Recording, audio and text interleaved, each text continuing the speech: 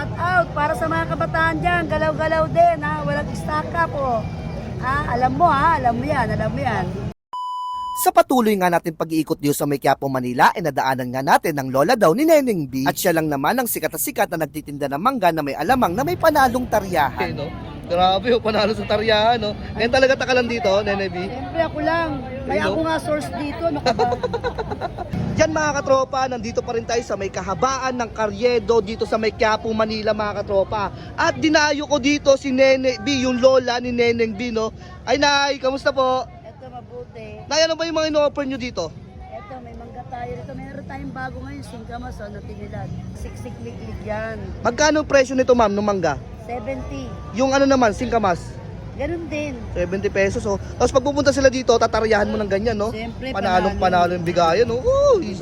Cheers!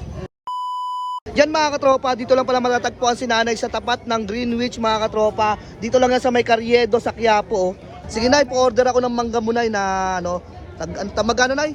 70. 70 pesos, sige Nay. Pag mangga, 50 na lang yan. Yun, no? Panalo, nag-iiba rin pala yung presyo, no? Ay, meron din siya ditong alamang, no? Siyempre. May alamang na yan. Ito, alamang to. Puro to. Wala to sapal. Ikaw talaga gumawa yan, Nay. Oo, naluluto na. Ito yung bawang. Kita mo kagad yung bawang. Talaga naman, You know, may choice kayo mga katropa, pwede kayong mamili ng asin, pwede kayong mamili ng alamang. At ano na yung nilalagay mo, Nay? Lalagyan ko ng suka. Grabe, Para masarap. kakaiba yun ah. Siyempre. Matikman nga natin. Tapos ano yung kulay pula na yun, Nay? Chili powder lang yan. Chili powder, oh. Yan mga katropa, dito lang kayo makakatikim yan sa lola ni Neneng B mga katropa. Meron pa tayo. Pero pa yun, panalo sa taryahan, no? May stick pa yan ha. Mga kalahan niya magbabalot ako. Ipagtutusok lang dito yung mga animal.